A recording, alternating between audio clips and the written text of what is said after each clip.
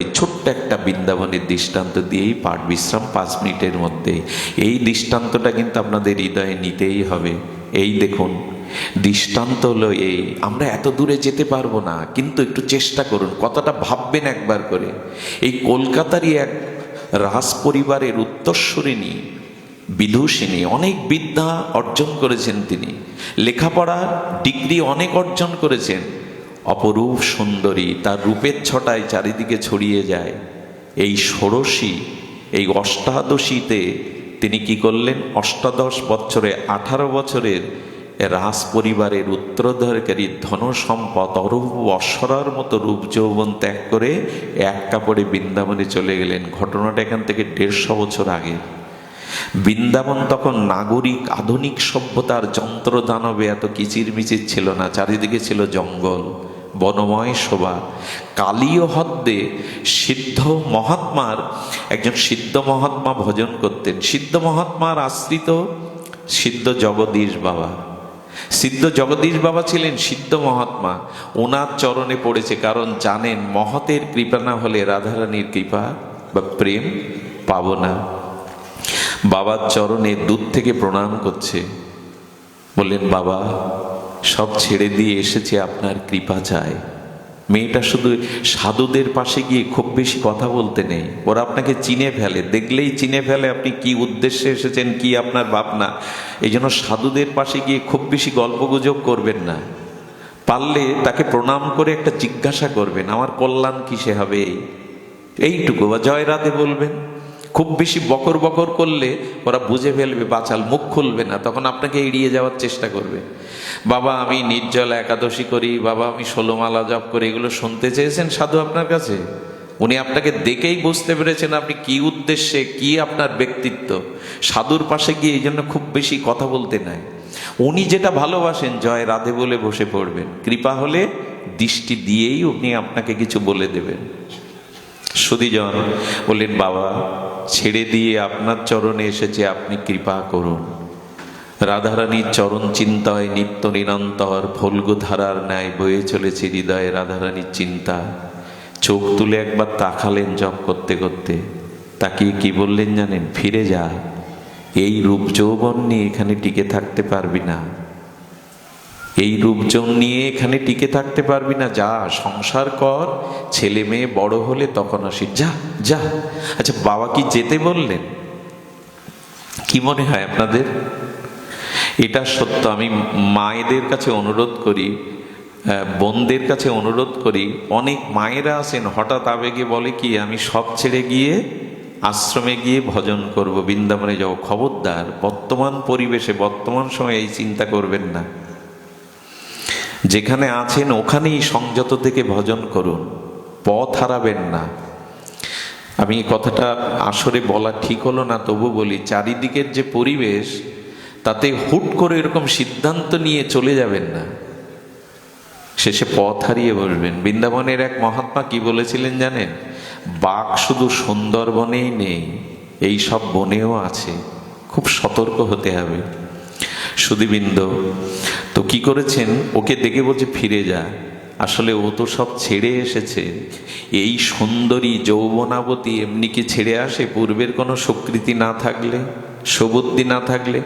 মনে মনে বললেন বাবা ফেলে যখন এসেছে আর ফিরে, মনে মনে বললেন, কি করতেন জানেন, সারাদিন একটা চট গায়ে দিয়ে বসে থাকতেন, যাতে ওর রূপটা কেউ না দেখতে পায়। ভজন মুখের কথা, অনুরাগ মুখের কথা, চট গায়ে দিয়ে বসে থাকতেন।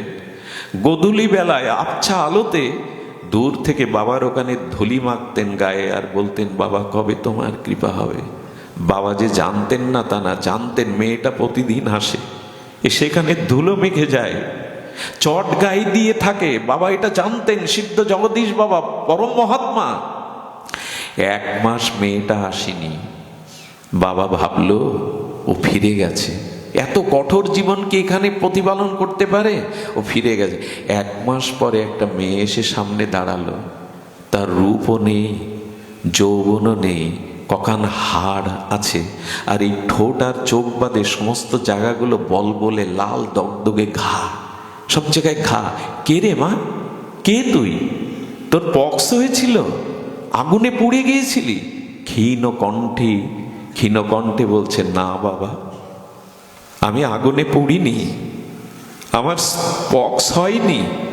ও, তুই সেই কলকাতার মা, তুই 1 মাস কোথায় ছিলি, আসিসনি কেন মা?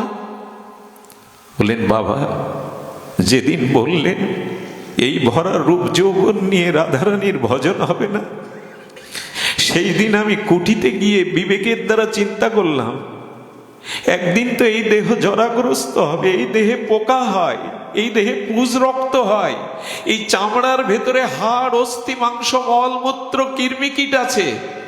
সেই যৌবনই যদি রাধারানীর ভজনে বাধা হয়, এই যৌবন রেখে লাভ কি? কি করেছিলি মা? বলেন, আগুন জ্বালিয়েছিলাম একটা মাল সাথে, আর লোহার শিক গরম করে আমি পুরো শরীরে সেই লোহার শিক গরমে সেকা দিয়ে যৌবন পুড়িয়ে দিয়েছি। বাবা, পারবো তো? ভগবানকে পাওয়ার জন্য পারবো তো? নিজের আত্মসুখ জলাঞ্জলি না দিয়ে কৃষ্ণকে সুখী করা যায় না।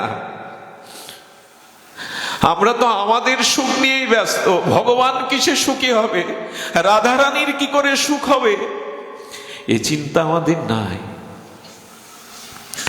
নিজের সুখের জন্য যতদিন চেষ্টা থাকবে, নাম হবে কাম। আর ভগবানকে সুখ দেওয়ার চেষ্টার নামই হলো প্রেম।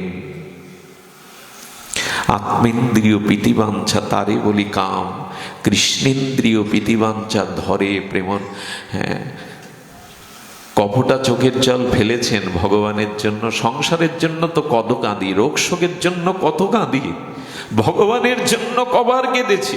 জমিদার পুত্র, রাজপুত্র রঘুনাথ দাস গোস্বামী সোনার চামচ মুখে নিয়ে জন্মেছিলেন। রাধা কুণ্ডের তীরে সব ভিখারি হয়ে 100-200 গ্রাম মাঠা ঘোল খেয়ে 2000 বার আর বৈষ্ণব প্রণাম করেন, 1000 বার বিগ্রহকে প্রণাম করেন, তাও সাষ্টাঙ্গে 3 বেলা অপতিত রাধাকুণ্ডে স্নান করেন, লক্ষ নাম করেন। আর কি করেন জানেন? রাজপুত্র রঘুনাথ রাধাকুণ্ডের প্রখর রৌদ্র বেশে সারা নিশি জেগে রাধারানীর চরণ কৈকর্য প্রেম পাওয়ার জন্য ওই রাধাকুণ্ডের ধুলায় মুখ গুজে সারা রাত কাঁদেন। তবই বাষ্মী ন জীবাবিত আবিনা। হে রাধে, তুমি বিনা মোর কেহ নাই। হে রাধে, তুমি রাজপুত্র, রূপ সনাতন রাজমন্ত্রী, ছেঁড়া কাঁথা নাড়া মাথা দিয়ে আটা যমুনার জলে গুলে লবণহীন আগুনে ছেকে এই পেয়ে ভজন করেছেন। এরা সব রাজাধিরাজ। খুব সুখে থাকলে, খুব দেহ ভোগে, সংসার ভোগে থাকলে ভগবান পাওয়া যায়। বাবা, যৌবন পুড়িয়ে দিয়েছি, হবে না বাবা, কৃপা হবে না? সিদ্ধ মহাত্মার চোখে জল এলো, আয় মা আমার কাছে আয়। তুই ভজন করবি বলে সেক দিয়ে আগুনে যৌবন পুড়িয়েছিস, তোর হবে, আয় মা। সেই দিন বাবা তাকে কৃপা করে দিল। মেয়েটা এত উপরে উঠেছিল ভজনে, ওর দিকে দুনিয়ার কেউ আর কামের দৃষ্টি দিয়ে তাকায়নি। রাধারানীর চরণ প্রাপ্তি হয়ে গেছিল তার। আসুন, এই দেহ সুখের জলাঞ্জলি দিয়ে যদি পারি ভগবানের সুখের জন্য একটু চেষ্টা করি। আজ এইটুকুই। আপনাদের মঙ্গল হোক, সকলের কল্যাণ হোক। জয় শ্রী গুরু প্রেমানন্দে গৌর হরি বল।